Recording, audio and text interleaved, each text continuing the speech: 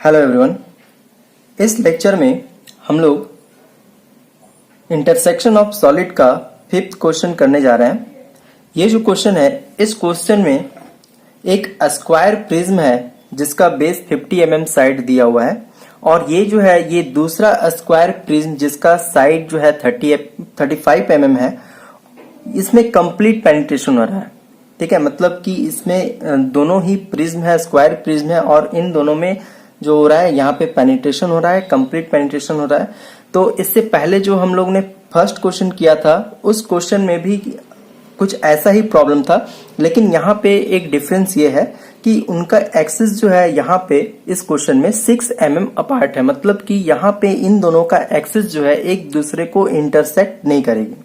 ठीक है, उसके बाद क्वेश्चन में ये बोल रहा है the axis of horizontal prism is parallel to BP.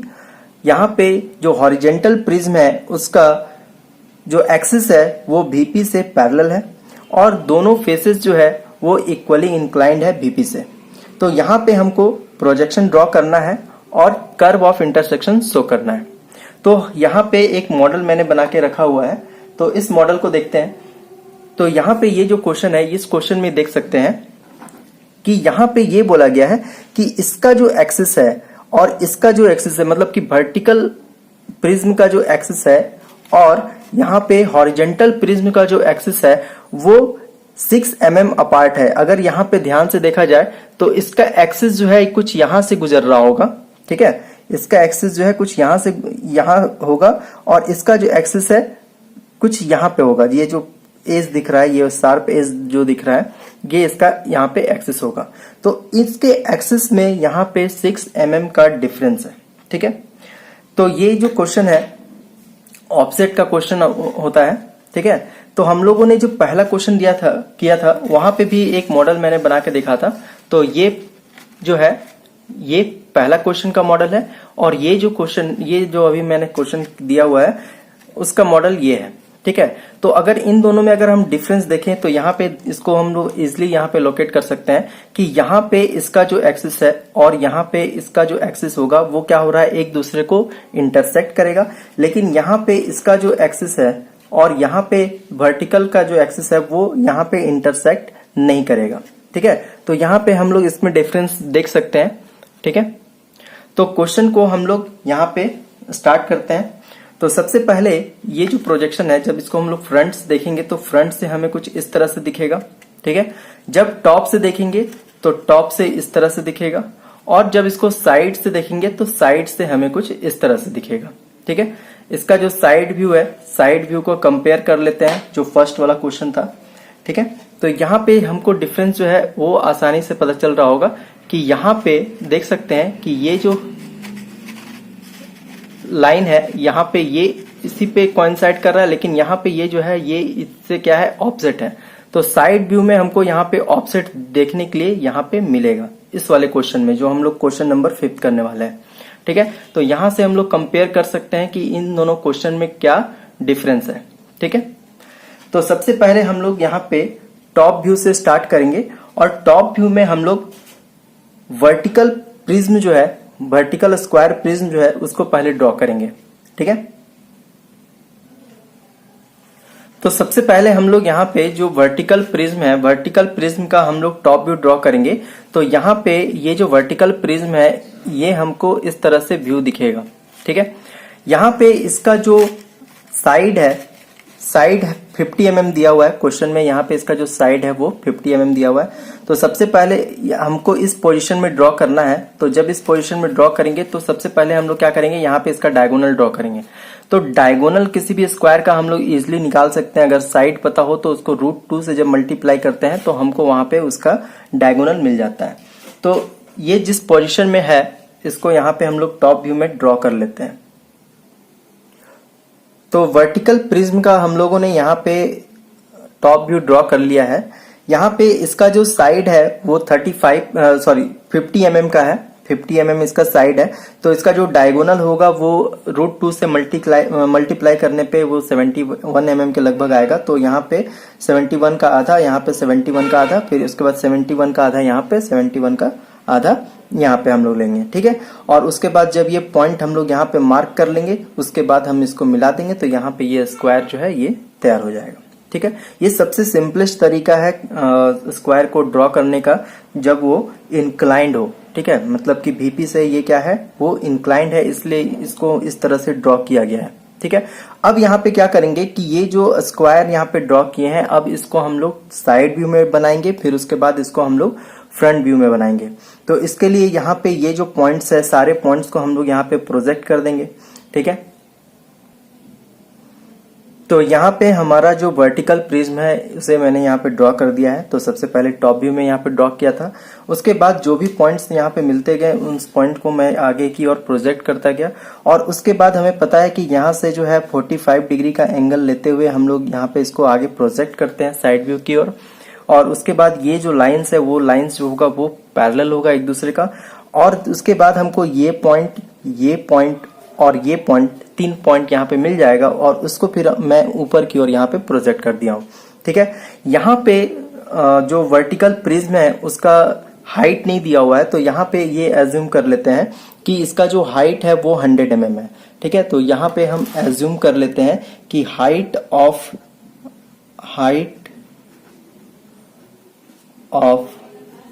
Vertical prism, height of vertical prism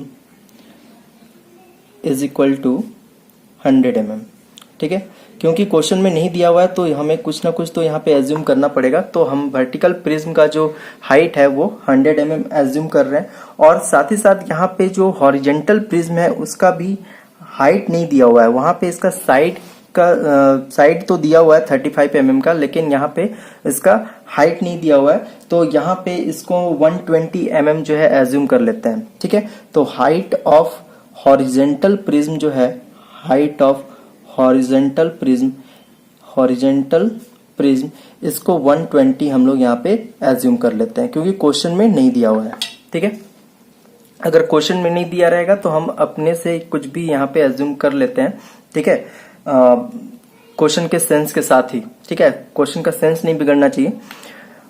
इसके बाद अब हम लोग को करना क्या है कि हम लोग को जो हॉरिजेंटल प्रिज्म है उस हॉरिजेंटल प्रिज्म को ड्रॉ करना है। तो सबसे पहले हम लोग क्या करते हैं, हॉरिजेंटल प्रिज्म का जो साइड व्यू है उसको हम लोग ड्रॉ करेंगे, ठीक है। तो यहाँ पे जब देखा जाए तो ये जो हॉरिजेंटल प्रिज्म है इसको अगर हम लोग साइड से देखेंगे तो कुछ इस तरह से दिखेगा, और इसका जो साइड है वो 35 mm का है, ठीक है।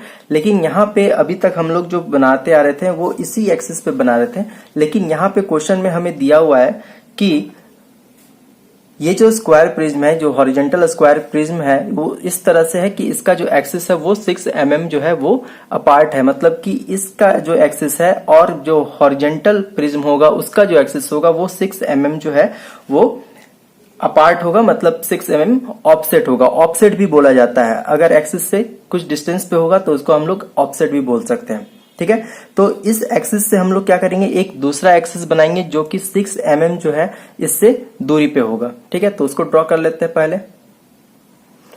तो यहाँ पे हम लोग ने यहाँ पे 6 mm का डिस्टेंस पे एक दूसरा यहाँ पे एक्सिस ड्रॉ कर दिया है, जो कि हॉरिजेंटल प्रिज्म का एक्सिस जो है यहाँ से गुजरेगा, ठीक है।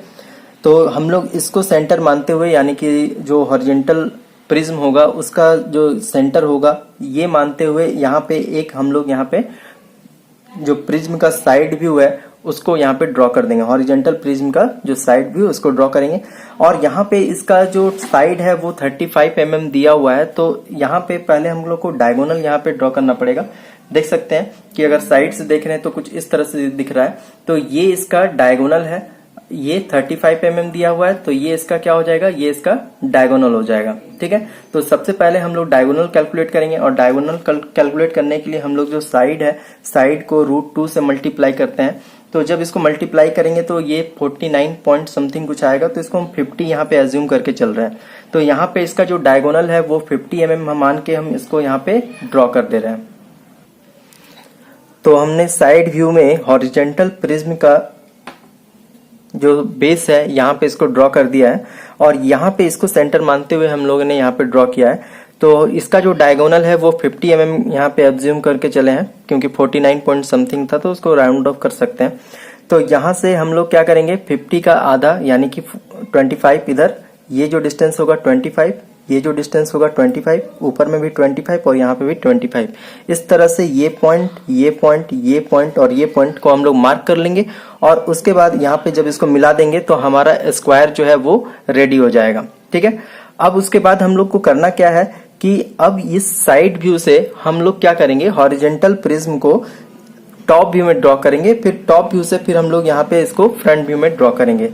तो इसके लिए हम लोग ये करेंगे कि ये जो पॉइंट है, इस पॉइंट से और इस पॉइंट से जो भी यहाँ पे लाइन है उसको हम लोग आगे की ओर प्रोजेक्ट करेंगे। इसको यहाँ पे प्रोजेक्ट करेंगे, प्रोजेक्ट करने के बाद 45 डिग्री का एंगल लेते हुए फिर यहाँ पे प्रोजेक्ट करेंगे और फिर उसके बाद यहाँ पे जो हमारा टॉप व्यू है उस पे प्रोजेक्ट करेंगे। ठीक है, तो यहाँ पे जो भी पॉइंट्स हमको यहाँ पे मिल रहा था, सारे पॉइंट्स को हम लोग यहाँ पे क्या किए हैं, प्रोजेक्ट कर लिए हैं। यहाँ पे भी पॉइंट्स मिल रहा था, इसको भी नीचे की ओर प्रोजेक्ट कर लिए और उसके बाद यहाँ पे टॉप व्यू में हम लोग प्रोजेक्ट कर लिए हैं। अब जब टॉप व्यू में हॉरिजेंटल प्रिज्म को ड्रॉ करेंगे तो उसका जो लेंथ है, यहाँ पे हम लोगों ने एज्यूम किया है कि जो हॉरिजेंटल प्रिज्म है उसका हाइट जो है वो 120 mm है।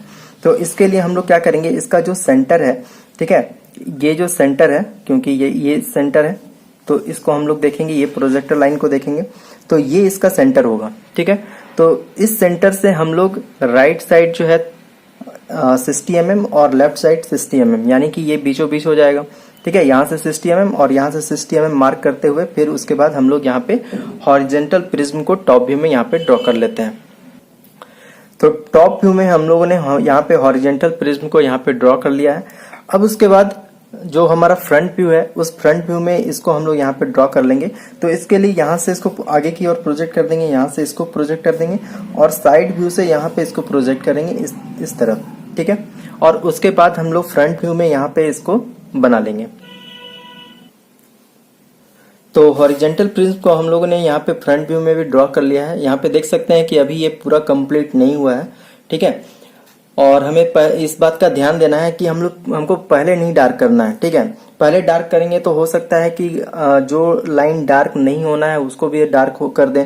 तो यहाँ पे ध्यान रखना है कि सबसे पहले हम लोग ये करेंगे कि जो भी काम है, जब तक प्रोजेक्शन कंप्लीट नहीं हो जाता तब तक हम लोग सब जो है हल्के हल्के हाथों से ही ड्रॉ करेंगे और उसके बाद फाइनली जब हम लोग को जब प्रोजेक्शन मिल जाएगा उसके बाद हम लोग वहां पे डार्क करेंगे। ठीक है, तो इसके बाद हम क्या करते हैं कि सबसे पहले नेमिंग वाला काम कर लेते हैं। ठीक है, तो नेमिंग वाला काम सबसे पहले यहाँ से स्टार्ट करते हैं।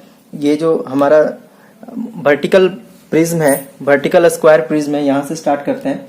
तो इसका जो नेमिंग है, इस पॉइंट को यहाँ पे नेमिंग करते हैं ए, ये पॉइंट जो है बी, ये पॉइंट सी और ये पॉइंट हो गया डी। यानी कि ये जो हमारा वर्टिकल प्रिज्म है, इस वर्टिकल प्रिज्म का ये पॉइंट ए, ये पॉइंट बी, ये सी और ये हो गया डी। ठीक है, तो जब इसको हम लोग साइड व्यू में देखेंगे तो हम लोग सीधा प्रोजेक्टर लाइन को देखेंगे।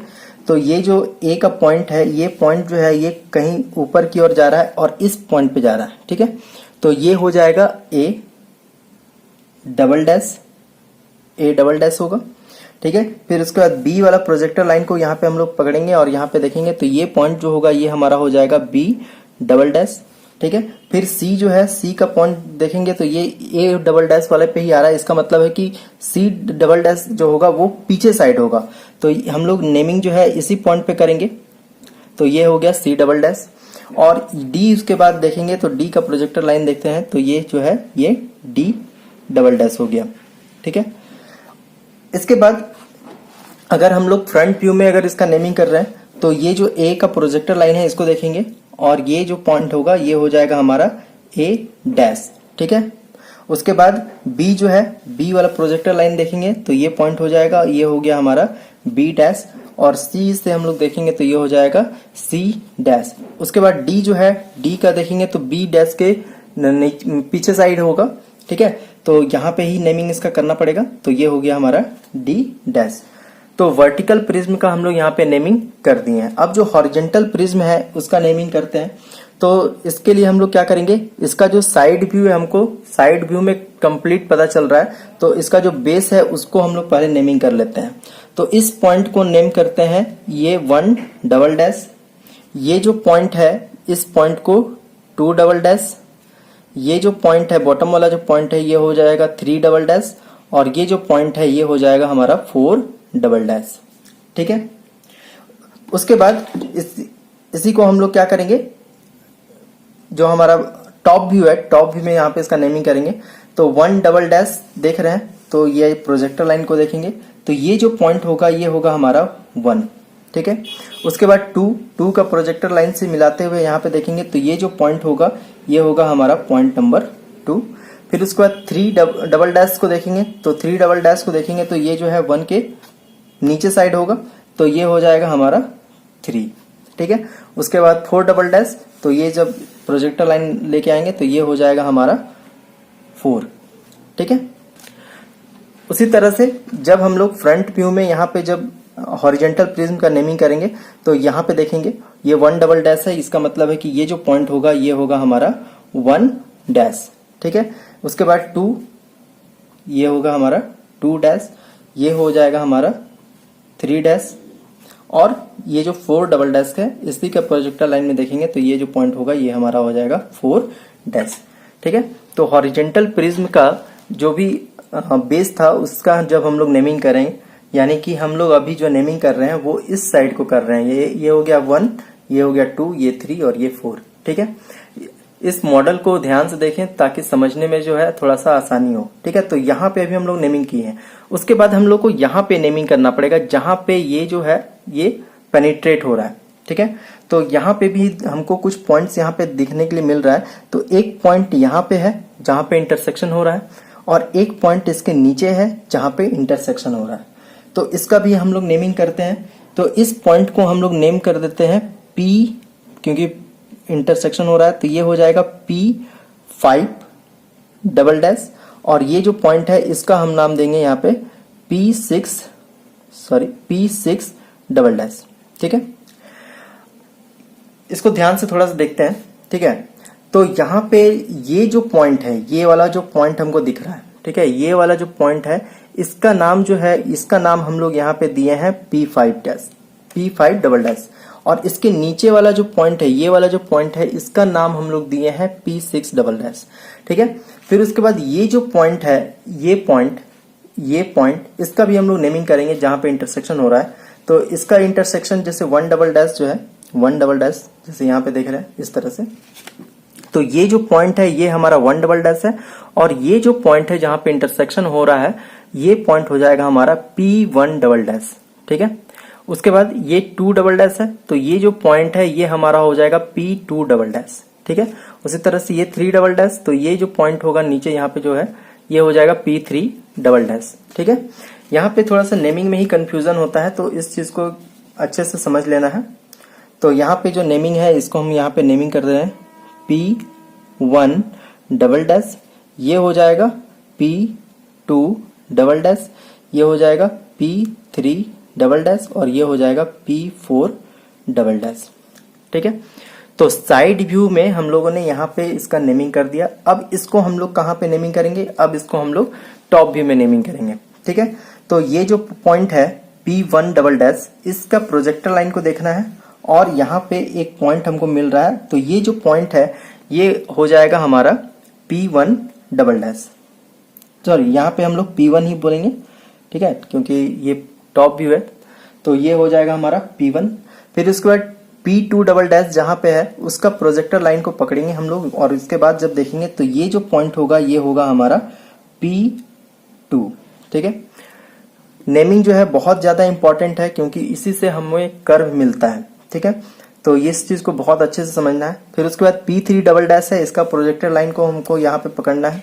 ठीक है, तो ये जो है ये P1 के पीछे साइड होगा, मतलब नीचे साइड होगा, क्योंकि टॉप से देख रहे हैं तो P1 के नीचे साइड होगा, तो हमको यहाँ पे तो दिखेगा नहीं, तो इसी पॉइंट पे हमको इसका नेमिंग करना पड़ेगा, तो ये होगा हमारा P3।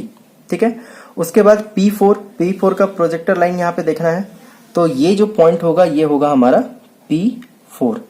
ठीक है, अभी भी हमारे पास दो पॉइंट है P5 डबल डैश और P6 डबल डैश, इसका भी नेमिंग हम लोग को कहाँ करना है, इसका भी नेमिंग हम लोग को टॉप व्यू पे करना है। तो P5 डबल डैश और P6 डबल डैश जो प्रोजेक्टर लाइन है वो सेम है, इसका मतलब है कि किसी एक पॉइंट पे जो होगा दोनों का नेमिंग होगा, यानी कि ये जो पॉइंट है, ठीक है, इस पॉइंट पे हमारा P5 और P6 होगा। तो P5 अगर ऊपर से दिख रहा है तो इसके नीचे जो होगा वो होगा हमारा P6। इसको बहुत अच्छे से समझना है, ठीक है, क्योंकि ड्राइंग में ये सब थोड़ा सा कॉम्प्लिकेटेड हो जाता है नेमिंग करना, तो बहुत ध्यान से समझना है, ठीक है। तो टॉप व्यू पे भी हमारा जो है यहाँ पे नेमिंग कंप्लीट हो चुका है। अब उसके बाद जो है अब हम लोग इसको फ्रंट व्यू पे देखेंगे।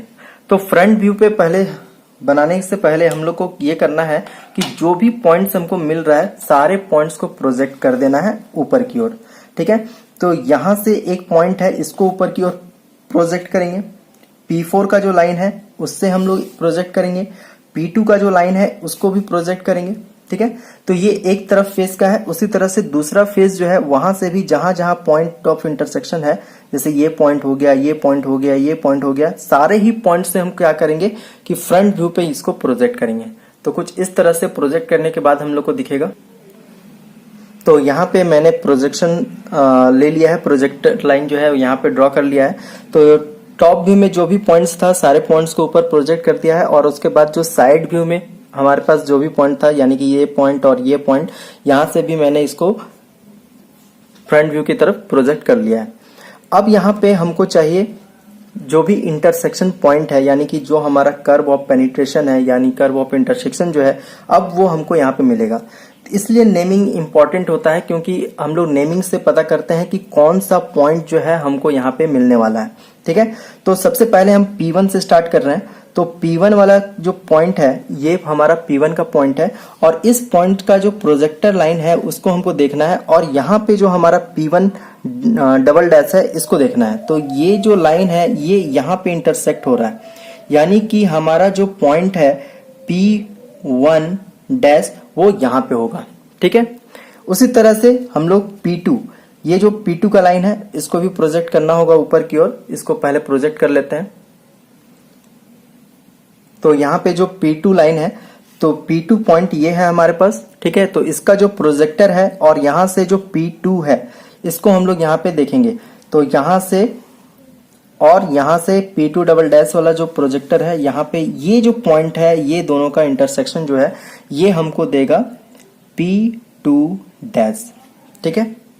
उसके बाद P3, तो P3 हमारे पास कहाँ है? P3 हमारे पास यहाँ पे है, ठीक है। तो P3 वाला जो पॉइंट है, ठीक है, इसको हम लोग ये जो प्रोजेक्टर लाइन है ये देखना है, और यहाँ से जो P3 डबल डैश है ये जो पॉइंट है, ये जो पॉइंट है इससे हमको यहाँ पे देखना है, और ये जो इंटरसेक्शन होगा, इंटरसेक्शन पॉइंट देखना है। तो यहाँ पे इंटरसेक्शन हो रहा है, इसका मतलब ये है कि हमें जो पॉइंट्स मिलेगा उसका नाम जो होगा वो P3 डैश होगा, ठीक है।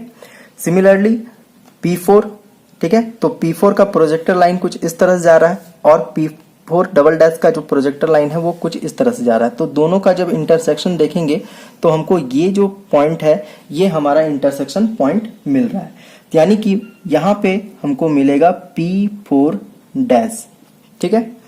उसके बाद P5 पे आते हैं। तो P5 वाला जो पॉइंट है वो यहाँ पे है, ठीक है, और यहाँ पे जो P5 डबल डैश है इसका जो पॉइंट है इसको हम लोग देखेंगे, ठीक है।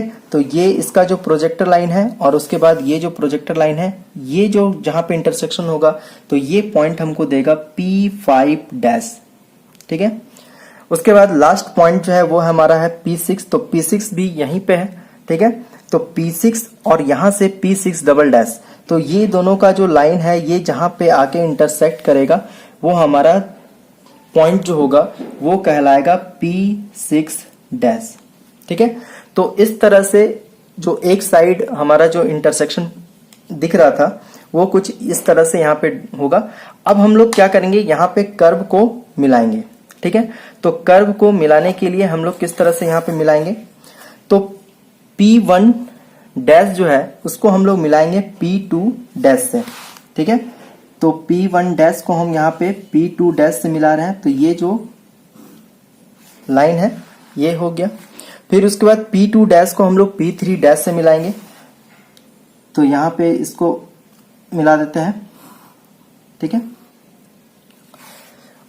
उसके बाद यहाँ पे हमको ध्यान देना है कि यहाँ पे P1 डबल डैश और यहाँ पे P5 डबल डैश, ठीक है। यहाँ से ये जो है ये इंक्लिनेशन है, यानी कि मतलब ये जो पॉइंट है ये पॉइंट, ये दोनों पॉइंट आपस में आके मिलने वाला है। ठीक है, तो ये एक्चुअल में क्या है कि ये पीछे साइड बन रहा है, तो पीछे साइड हमको दिखेगा नहीं, इसलिए यहां पे हम जब इसको ड्रॉ करेंगे तो यहां पे इसको हम लोग डैश डैश से यहां पे ड्रॉ करेंगे। ठीक है, तो यहां पे ये जो ड्रॉ होगा वो डैश डैश से होगा, क्योंकि ये जो है ये सामने से नहीं दिखेगा, ये पीछे की ओर है।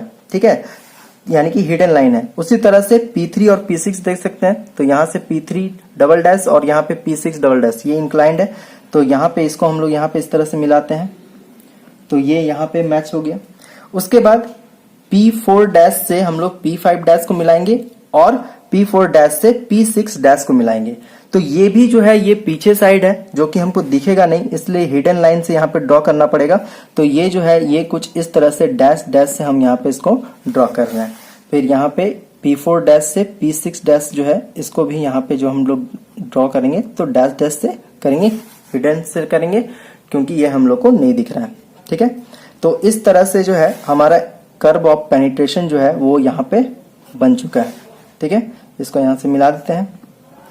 तो एक साइड जो है मैंने यहाँ पे ड्रॉ कर दिया है, उसके बाद दूसरा साइड जो है मतलब इस साइड भी पेनिट्रेशन हो रहा होगा, तो यहाँ पे भी कर्व को यहाँ पे ड्रॉ कर लेते हैं।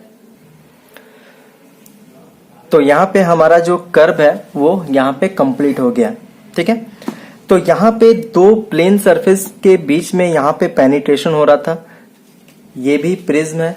ठीक है, और ये भी प्रिज्म है, इसका भी सरफेस जो है वो प्लेन है और इसका भी सरफेस क्या है यहाँ पे प्लेन है। तो इसके बीच में जब इंटरसेक्शन होगा तो यहाँ पे जो कर्व ऑफ पेनिट्रेशन होगा वो क्या होगा, वो एक लाइन होगा। जैसे हम लोग यहाँ देख सकते हैं कि ये जो है यहाँ पे ये जो पेनिट्रेशन लाइन है ये लाइन दिख रहा है हमको। ठीक है, जब दो कर्व सरफेस होगा तो वहां पे हमको कर्व मिलेगा, या फिर अगर प्लेन और कर्व के बीच में पेनिट्रेशन होगा तो भी हमको वहां पे कर्व दिखेगा। ठीक है, ये सब पहले भी हम लोग डिस्कस कर चुके हैं। ठीक है, तो यहाँ पे हमारा जो प्रोजेक्शन है वो कंप्लीट हो गया है। इसको अच्छी विजुअलिटी के लिए हम यहाँ पे इसको ब्लैक पेन से डार्क कर ले रहे हैं, जो भी डार्क करना है उसको डार्क कर लेते हैं, और साथ ही साथ जो भी डायमेंशन है डायमेंशन भी यहाँ पे हम मेंशन कर दे रहे हैं। ठीक है, तो इस तरह से हमारा जो प्रोजेक्शन है वो रेडी हो चुका है। और ये बात का ध्यान रखना है कि जो हम लास्ट में हम लोग यहाँ पे डार्क करेंगे। ठीक है, एक और यहाँ पे ये जो लाइन होगा ये भी डार्क होगा यहाँ पे। तो यहाँ पे मैं ब्लैक पेन यूज कर रहा हूँ, आप लोग डार्क पेंसिल यूज करेंगे, बी पेंसिल जो है वो यूज करेंगे डार्क करने के लिए। ठीक है, और डायमेंशनिंग जो भी है यहाँ पे हम लोगों ने 120 mm माना था, तो यहाँ पे डायमेंशनिंग कर देंगे। और लास्ट में हम लोग यहाँ पे लिखेंगे ऑल डायमेंशंस आर